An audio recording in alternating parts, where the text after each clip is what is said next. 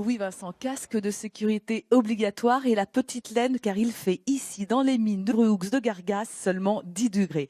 Alors imaginez ces mines. Je suis dans une galerie de 300 mètres de long, 15 mètres de hauteur, 3 mètres de large.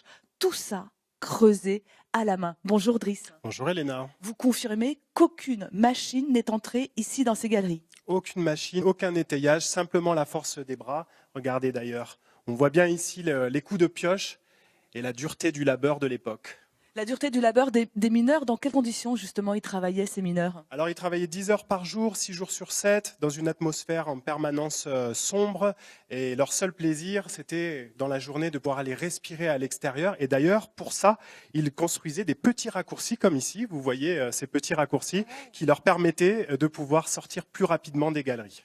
Et alors, il paraît que les gauchers étaient mieux payés que les droitiers. C'est vrai cette histoire? Et oui, puisqu'ils étaient plus rares. Donc effectivement, on les payait un peu plus que les droitiers, que leurs collègues. Oui, parce que vous imaginez le mouvement droite-gauche pour creuser. Donc celui qui était à gauche, eh bien, effectivement, étant plus rare, était mieux payé. Alors, il y a d'autres petites cavités, des petites niches comme celle-ci. J'aimerais bien savoir à quoi elles servaient.